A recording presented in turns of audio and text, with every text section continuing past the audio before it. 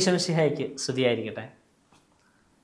ഇന്നത്തെ സുവിശേഷ ഭാഗത്തിൽ നമ്മൾ കണ്ടുമുട്ടുക ലാസറിനെ ഉയർപ്പിക്കുന്ന ഈശോയാണ്. ഒരു ദീർഘമായ ഒരു സുവിശേഷ ഭാഗമാണ്.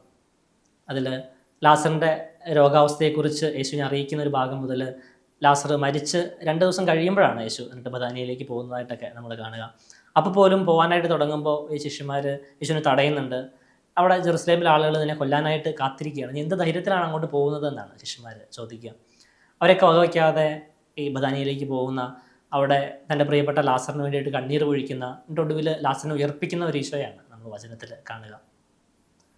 ഈശോയുടെ ജീവിതത്തിൻ്റെ ഗ്രാഫ് എടുത്താൽ, അല്ലെങ്കിൽ അത്ഭുതങ്ങളുടെ ഒരു ഗ്രാഫ് എടുത്താൽ, അതിനകത്ത് ഏറ്റവും വലിയ അത്ഭുതമാണ് ഈ ലാസറിനെ ഉയർപ്പിക്കുന്നത്. കാരണം ഈശോ കൊടുത്ത രോഗശാന്തിയേക്കാളും മറ്റ് അത്ഭുതങ്ങളെക്കാളും ഒക്കെ ഒരു വ്യക്തിയെ മരണത്തിൽ നിന്ന്, അതും മരിച്ച് 4-ാം ദിവസം യേശു തിരികെ കൊണ്ടിരുന്നതാണ് നമ്മൾ സുവിശേഷത്തിൽ കാണുക. അപ്പോൾ അത്ഭുതങ്ങളുടെ ഗ്രാഫിൽ ഏറ്റവും ഉയർന്നു നിൽക്കുന്ന ഒരു അത്ഭുതമാണിത്. പക്ഷെ എന്നിട്ട് പോലും നമുക്ക് ചിന്തിക്കാം, ഒരു അത്ഭുതത്തിൻ്റെ അപ്പുറത്തേക്ക് എന്താണ് ഈ അത്ഭുതം അല്ലെങ്കിൽ ലാസറിനെ ഉയർപ്പിക്കുന്നതിലൂടെ യേശു നമ്മളോട് പറയാനായിട്ട് ശ്രമിക്കുന്നത്. ഒരു കുഞ്ഞു കാര്യം മാത്രമാണ് സ്നേഹപൂർവ്വം നമ്മൾ പങ്കുവയ്ക്കാനായിട്ട് ആഗ്രഹിക്കുക. അത് യേശു നമ്മുടെ വിശ്വാസത്തിൽ പടിയോട് ഉയർത്തുന്ന ഒരു, അല്ലെങ്കിൽ വിശ്വാസത്തിന് ഒരു പുതിയ തലം കൊടുക്കാനായിട്ട് ഈ അത്ഭുതത്തിലൂടെ യേശു ശ്രമിക്കുകയാണ്. യേശു ഈ ബഥാനിയയിലേക്ക് എത്തുമ്പോൾ മർത്തയും മറിയൊക്കെ യേശുവിനെ സമീപിച്ച് പറയുന്ന ഒരു കാര്യമുണ്ട്: നീ ഇവിടെ ഉണ്ടായിരുന്നെങ്കിൽ ഞങ്ങളുടെ സഹോദരൻ മരിക്കുകയില്ലായിരുന്നു. അതവർക്ക് യേശുള്ളൊരു വിശ്വാസമാണ്.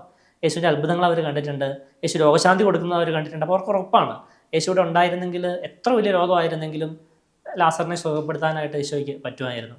പക്ഷേ ഇപ്പോൾ അവർക്ക് പ്രതീക്ഷയില്ല. കാരണം ലാസർ മരിച്ചുപോയി. ഇനിയിപ്പോൾ എന്ത് ചെയ്യാനാണ്? ലാസർ മരിച്ചുപോയി. യേശുവിന് ഒരുപാട് അത്ഭുതങ്ങൾ കണ്ടിട്ടുള്ളവരാണ് ഈ ശിഷ്യന്മാർ. അതേ ശിഷ്യന്മാരാണ് യേശുവിനെ ബഥാനിയയിലേക്ക് പോകുന്നതിന് മുമ്പ് ചോദിക്കുക, അവിടെ ആളുകൾ നിന്നെ കൊല്ലാനായിട്ട് കാത്തിരിക്കുകയാണ്, നീ എന്ത് വിശ്വസിച്ചാണ് അങ്ങോട്ട് പോകുന്നത്? പറയുള്ളവരെ, നമ്മുടെയൊക്കെ വിശ്വാസത്തിന് ഒരു ലിമിറ്റുണ്ട്. നമ്മൾ യേശുവിൽ വിശ്വസിക്കുന്നവരാണ്, സ്ട്രോങ് ആയിട്ടുള്ള ദൈവവിശ്വാസമൊക്കെ ഉള്ളവരാണ്.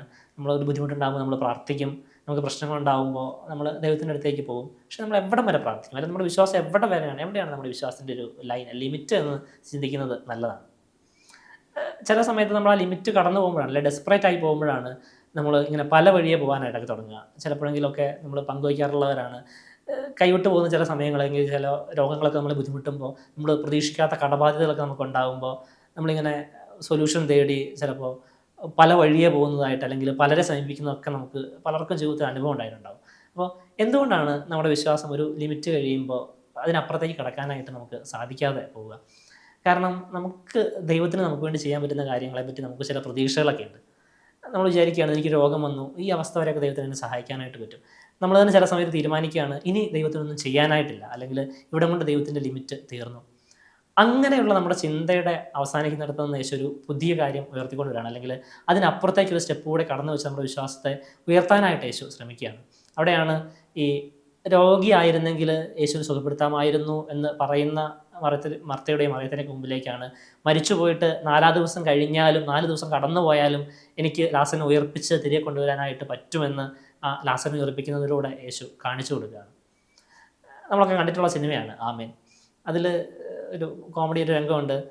ഒരു അമ്മച്ചി ഇങ്ങനെ പള്ളിയിൽ പോയിട്ട് പ്രാർത്ഥിക്കുമ്പോൾ ഗീവർഗീസിൻ്റെ രൂപത്തിൽ തൊട്ടുമുത്തി പ്രാർത്ഥിക്കുമ്പോൾ തൊട്ടടിയിലൊരു പാമ്പുണ്ട്, അതിനെ തൊട്ടുമുത്തും. അപ്പോൾ അടുത്തയാൾ ചോദിക്കും, ഈ പാമ്പിനെ ഞാൻ തൊട്ടുമുത്തെന്ന് ചോദിക്കുമ്പോൾ ഏത് വഴിക്കാണ് സഹായം വരുന്നതെന്ന് പറയാൻ പറ്റില്ലല്ലോ, അഥവാ ഗീവർഗീസ് സഹായിച്ചില്ലെങ്കിൽ വ്യാഴി നോക്കിക്കോളും എന്നുള്ളൊരു പ്രതീക്ഷയാണ്. നമ്മുടെ വിശ്വാസം പലപ്പോഴും ഇങ്ങനെയൊക്കെയാണ്, ദൈവത്തിന് പറ്റിയില്ലെങ്കിൽ എന്നാൽ പിന്നെ അടുത്ത സ്ഥലത്തേക്ക് പോകാമെന്ന് അറിഞ്ഞോ അറിയാതെ നമ്മളൊക്കെ ചിലപ്പോഴെങ്കിലുമൊക്കെ ചിന്തിച്ചിട്ടുണ്ടാവും. ഇവിടെ നമ്മുടെ വിശ്വാസം ഒരുപാട് കൂടി ഉയർത്തേണ്ടത് ആവശ്യമാണ്. നമുക്ക് വേണ്ടിയിട്ട് എന്ത് ചെയ്യാൻ പറ്റുന്ന ഒരു ദൈവമാണ് നമുക്കുള്ളത് എന്നാണ് ഈശോ ഓർമ്മിപ്പിക്കുക. അല്ലെങ്കിൽ നമ്മുടെ വിശ്വാസത്തിന് ഒരു പരിധി വയ്ക്കേണ്ട ആവശ്യമില്ല. കാരണം നമ്മളെ ഏതറ്റം വരെയും കൊണ്ടുപോകാനായിട്ട് പറ്റുന്ന ഒരു ദൈവമാണ്, ഏതറ്റം വരെയും നമ്മളെ സഹായിക്കാനായിട്ട് പറ്റുന്ന ഒരു ദൈവമാണ് ഈശോ എന്ന് നമ്മളെ ഓർമ്മിപ്പിക്കാനായിട്ടാണ് യേശുവിൻ്റെ അത്ഭുതം ഇന്ന് സുവിശേഷത്തിലൂടെ, അല്ലെങ്കിൽ നമുക്ക് വേണ്ടിയിട്ട് യേശു ഇങ്ങനെ അത്ഭുതം പ്രവർത്തിക്കുക. ഇതുപോലെ വിശ്വസിക്കുന്ന ചില ആളുകൾ നമ്മുടെയൊക്കെ ചുറ്റിലുമുണ്ട്. നമുക്കൊക്കെ പരിചിതമായ ഒരുപാട് ഗാനങ്ങൾ എഴുതിയൊരു വ്യക്തിയാണ് ഈ കൊച്ചുകുഞ്ഞ് ഉപദേശി എന്ന് പറയുന്ന മനുഷ്യൻ. അദ്ദേഹത്തിൻ്റെ മകൻ മരിച്ചു കിടക്കുമ്പോൾ ആ വലിയ ദുഃഖത്തിനിടയിലും അദ്ദേഹം എഴുതിയ വരികളാണ്, നമ്മൾ അത്ഭുതപ്പെടുത്താൻ പോകുന്ന വരികളാണ്.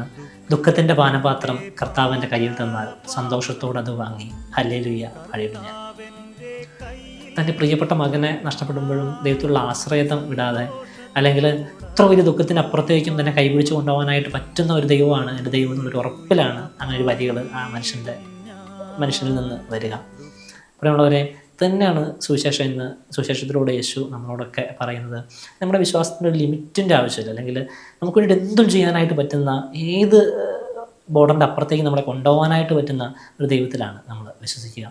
അങ്ങനെ നമ്മുടെ വിശ്വാസം ഒരു പടി കൂടി ഉയർത്താനായിട്ട് ഇന്നത്തെ സുവിശേഷം ഈ ദാസനെ ഉയർപ്പിക്കുന്ന ഈശോനെ കാണുമ്പോഴെങ്കിലും നമുക്ക് സാധിക്കട്ടെ എന്ന് സ്നേഹപൂർവ്വം ആശംസിക്കുകയാണ്. എല്ലാവർക്കും ഒരു നല്ല ഞായറാഴ്ച ആശംസിക്കുന്നു. ദൈവം നമ്മളെല്ലാവരെയും സമൃദ്ധമായിട്ട് അനുഗ്രഹിക്കട്ടെ.